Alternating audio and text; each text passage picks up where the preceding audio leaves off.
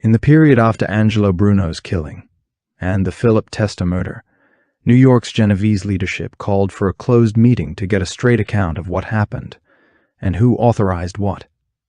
Nicky Scarfo and Pete Casella were brought out of Atlantic City and taken to a social club used for Genovese business. Inside, the windows were blacked out, and 2 chairs were set for Scarfo and Casella facing a table. Across from them sat Vincent the Chin Gigante, with Louis Bobby Mena on one side and Anthony Fat Tony Salerno on the other. The tone was direct, and the opening line made the purpose clear. "We know what happened," Gigante said, then ordered Casella to give names and stop lying. Pete Casella admitted the plot and put himself at the center of it, then listed who he brought in with him. He named Chicky Narducci and Rocco Marinucci, then referenced an additional young participant tied to Marinucci. Salerno pushed for the name of the young shooter, and Casella could not provide it. The response from the table was immediate, and the decision came down in a short sequence.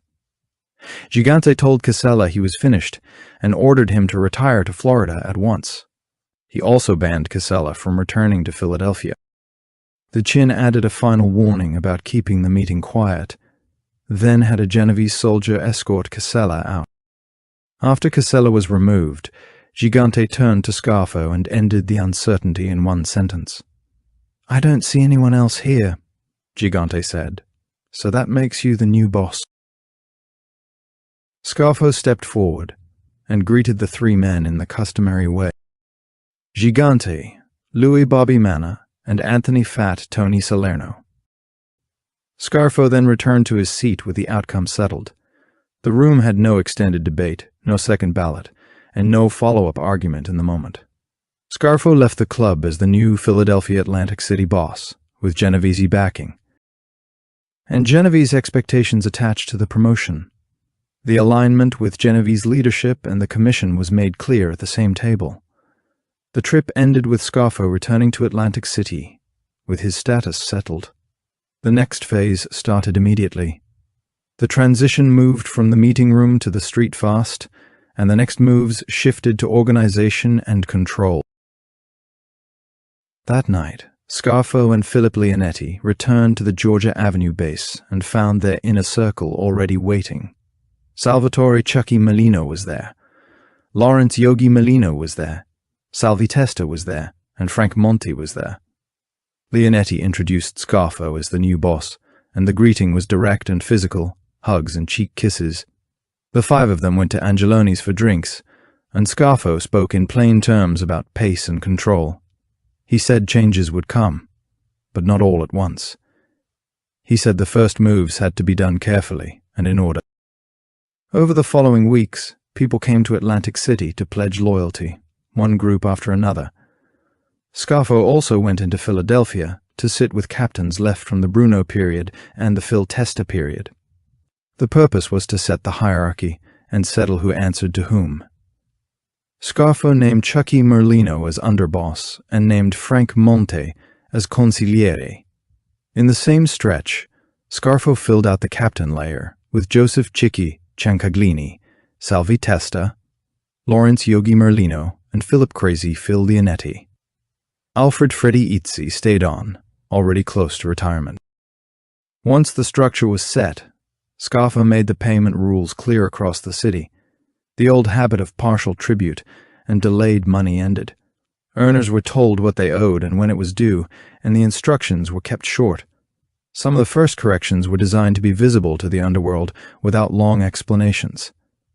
The Stevie Boers killing pushed holdouts into line on the street tax, and the monthly street tax lane reached about $100,000 once it was running well.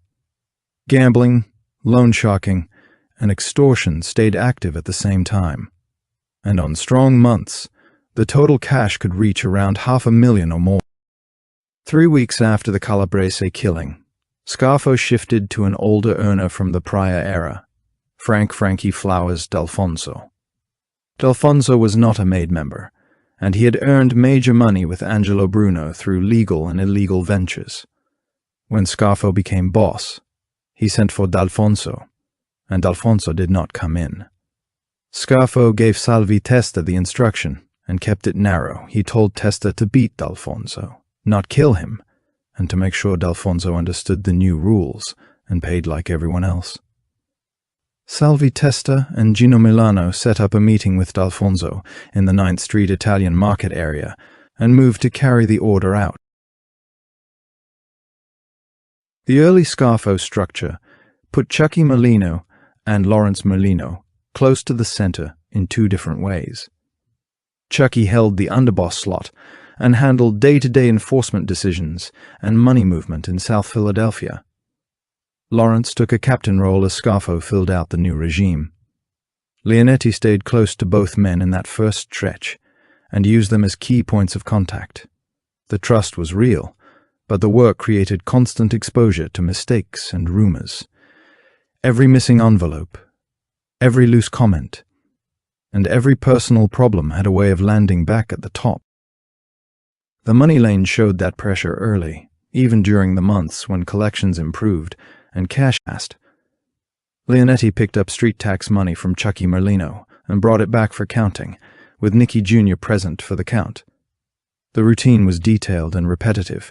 Cash checked against what was expected, cash separated and counted again. A small shortage showed up often, a few $100s missing even when the total was high. Leonetti did not say Chucky was skimming, and he said Chucky was earning large money already. The suspicion fell on Chucky's son Joey Merlino taking small amounts, and that stayed unresolved inside a structure that depended on exact accounting. Legal problems also pulled attention toward leadership and forced more internal monitoring. By late 1984, cases and cooperation deals were moving through the area around the crew, with multiple figures facing major exposure. Salvatore Chucky Merlino pled guilty to the Margate bribery case and received 4 years in New Jersey State Prison.